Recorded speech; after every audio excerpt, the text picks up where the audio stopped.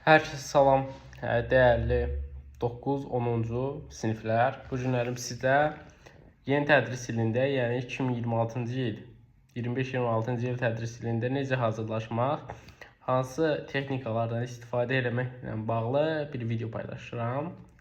Deməli, dəyərli ilk öncə 11-ci siniflərlə başlamaq istəyirəm ki, yəni imtahan verəcək namizədlərlə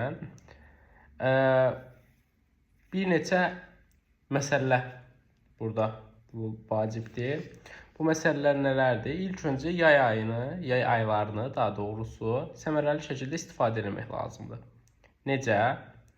Səmərəli istifadə edildikdə mən nəyə nəzərdə tuturam ki, yəni 3 ay və yaxud da 2 ay dincəlməyin.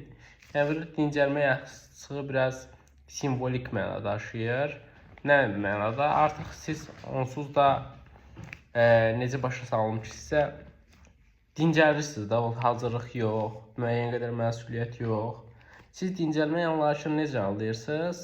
Saat 10 saatlarla 4 saat, 5 saat WhatsApp, Instagram və TikTokda gəzməyi, səyahət etməyi dincəlmə hesab edirsiniz. Lakin bu brain rot deyilən, yəni beyni dayandıran, funksionallığını zəiflədən, insanı yoran bir prosesdir.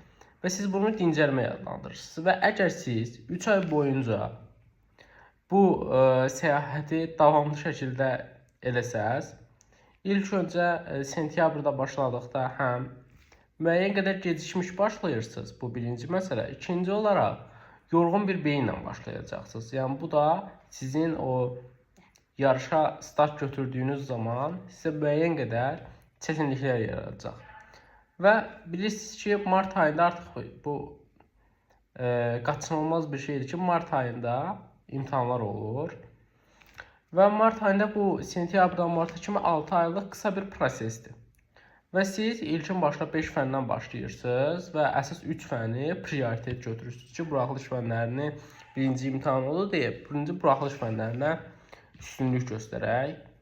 Deməli, yoldaşlar, bu birinci olaraq blok fənlərinin biraz geri plana düşməsinə gətirib çıxarır və siz bu bloku o qədər də ilkin mərhələdə önəmsəmirsiniz. Bu da sizin blok imtahanda biraz zəif nəticə əldə eləməyinizə gətirib çıxarır. Ona görə, yəni, belə izah eləmək lazımdırsa, yay aylarında blok fənlərinə biraz daha çox vaxt ayıra bilərsiniz. Bu, sadəcə spesifik olaraq blok fənlərini nəzərdə tutmaq biraz səhv yanaşma olar. Ona görə hansı fəndə biraz çətinliyiniz varsa, hansı fəndən necə deyim, sizə biraz qorxuducu gəlirsə, o zaman o fəndən yay boyu hazırlaşmağınız. Bu istər ola bilər internet resurslarından da hazırlaşa bilərsiniz, istər dərslərə qoşula bilərsiniz. Bu təbii ki, abituriyentin öz subyektiv seçimindən asılıdır ki, o YouTube-dan da baxa bilər və yaxud da Telegramdan PDF tapıb işləyə bilər. Və yaxud da müəllimlə bir yerdə, dəstəkçi bir mövqedə müəyyən qədər hazırlaşa bilər. Təbii ki, bu seçim abituriyentin öz şəxsi seçimidir. Amma hər iki seçimindən asılı olmayaraq, ilk öncə bu oxumaq cəhdi, hazırlaşmaq cəhdi, onu bir çox abituriyentdən bir neçə addım qabağa atacaq da, yəni bu da aydın bir məsələdir. Bundan savayı olaraq yay aylarında hazırlaşdınız və yay aylarında ingilis dili fənnindən hazırlaşmaq istəyirsinizsə, iyulun 1-dən avqustun 1-nə kimi mənim yay qruplarım olacaq ki, 2 qrup başlayacaq. Birinci qrup daha bazalı uşaqlarla, daha tez-tez proqramın bitməsindən dinləmə, oxu və esse materiallarının yüklənilməsinə sərf olunacaq. Digər qrupun mahiyyəti isə ondan ibarətdir ki, söz bazasının formalaşmasına, bazanın yaradılmasına, ilkin qrammatik bilişlərin verilməsinə və müəyyən qədər sadə dinləmə və oxu esse tapşırıqlarının işlənməsinə sərf olunacaq. Yəni, bu iki qrupun mahiyyəti biraz bir-birlərindən fərqli olacaq. Və bu haqqında biraz məlumat vermək lazım gəlişirsə, 2 saat olacaq, həftənin 3 günü olacaq 2 saat şəklində. Dərs vaxtı istifadə edədiyimiz bütün resurslar abituriyentə göndəriləcək və abituriyentin valideynlə bir ay müddətində mütəmadi olaraq əlaqədə olacağıq tapşırıqların və davamiyyətlə bağlı olan məsələlər olduğu təqdirdə. Deməli, buradan təbii ki, abituriyent bu 11-ci sinif ali məktəbə hazırlaşma marafonunda sadəcə abituriyentin və yaxud da müəllimin rolu yoxdur. Burada əsas faktorlardan biri də valideyn roludur ki, valideynlər burada abituriyentə həm dəstək olmalıdır, həmçinin də müəyyən qədər nəzarət mexanizmlərini işə salmalıdır. Bu nəzarət mexanizmləri nədir? Hal-hazırdakı telefonlarda ekran sürəsi deyə bir bölmə var. Bu bölmə hansı ki, abituriyentin hansı sosial şəbəkədə nə qədər vaxt keçirdiyini, ümumi olaraq telefonda nə qədər vaxt keçirdiyini göstərir.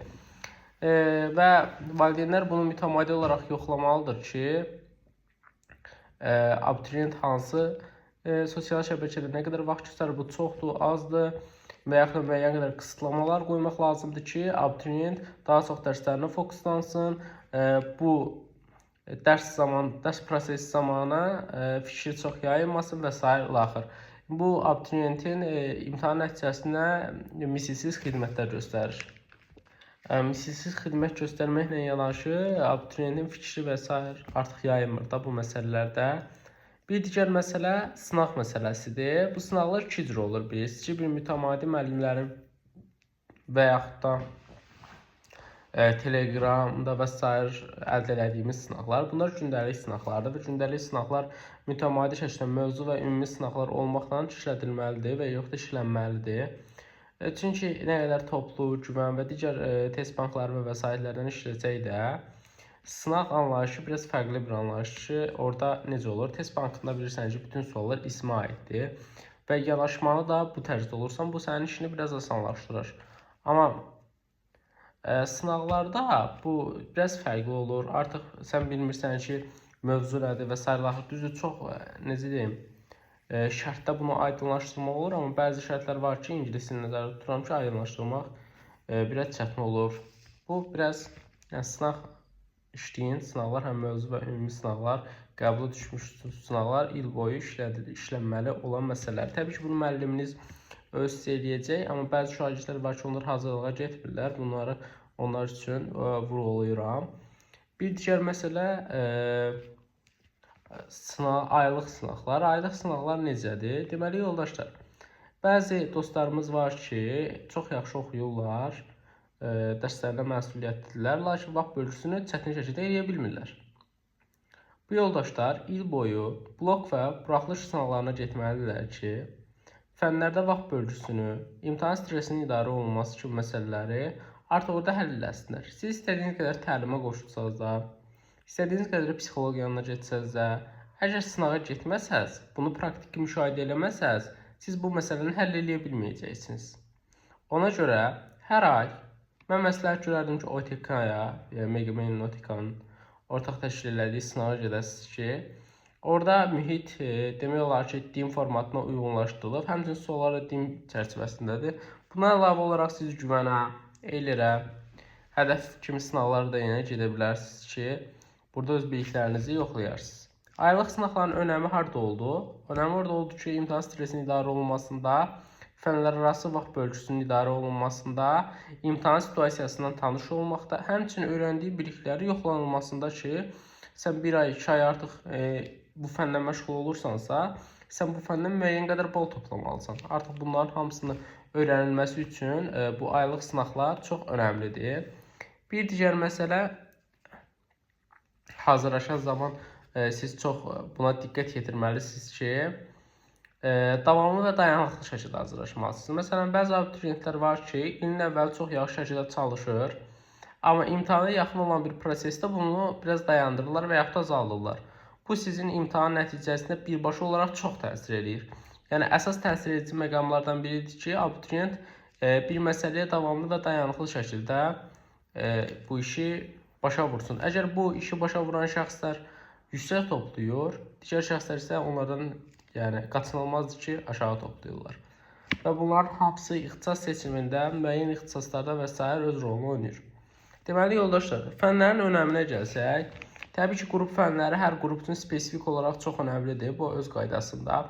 Amma buraxılış fənləri hansı ki, bütün qruplarda var və bütün qrupun abituriyentləri buna imtahan verməlidirlər. Mən əsas, təbii ki, bütün fənlər önəmlidir, amma əsas ixtisas seçimini birbaşa əlaqədar eləyən ingilis dili fənninin önəmini sizə vurğulamaq istəyirəm ki, ingilis dili fənnini 40 bal toplayamayan şəxs artıq ixtisas seçimi zamanı ingilis dili ixtisaslar yaza bilmir.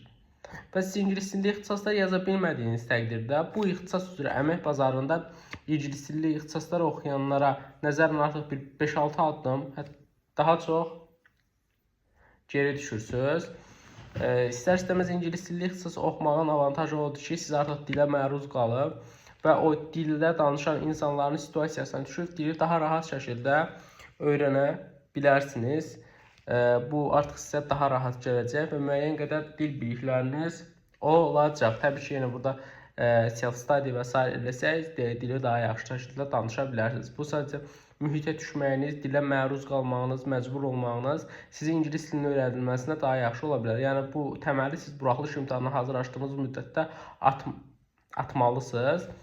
Bir digər məsələ buydu yoldaşlar. Mənim fikrimcə artıq kifayətdir bu qədər danışmaq. Və sizə qeyd edeyim ki, ixtisas seçimi ilə əlaqədar 051 318 99 21 nömrəsindən əlaqə saxlaya bilərsiniz. Hər bir abituriyentə 1 saat vaxt ayrılır və spesifik bütün ixtisaslar izah olunur ki, abituriyent qərarını daha dəqiq versin və öz gələcəyini buna uyğun şəkildə qursun.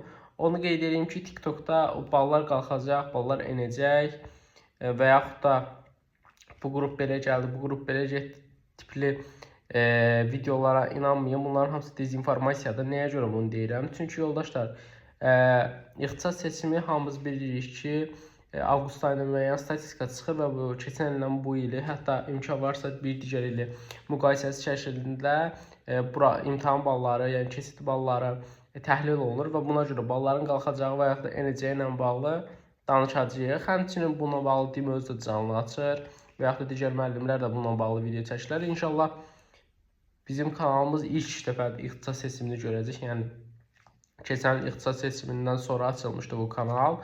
Yəni ixtisas seçimindən bağlı çox video yoxdur.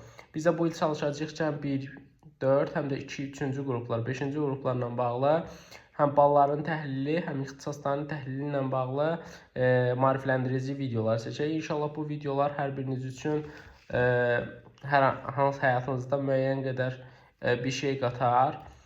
İngilis dilindən də belə deyim, sentyabr qruplarda açılacaq. 8-ci siniflər, 9-cu siniflər və 10-11-ci siniflər üçün açılacaq qruplar. Belə deyim, bu dərs videolarla bağlı, dərslər necə keçilir bağlı da bir video gələcək inşallah ki, İnşallah sizin üçün maraqlı olar, sizə müəyyən qədər bir şey qata bilərik. İzlədiyiniz üçün təşəkkür edirəm və hər birinizə uğurlar arzu edirəm. İnşallah hər biriniz əziyyətinizin bəhrəsini görərsiniz. İkinci cəhd imtahanında da 11-ci sinif şagirdlərinə uğurlar.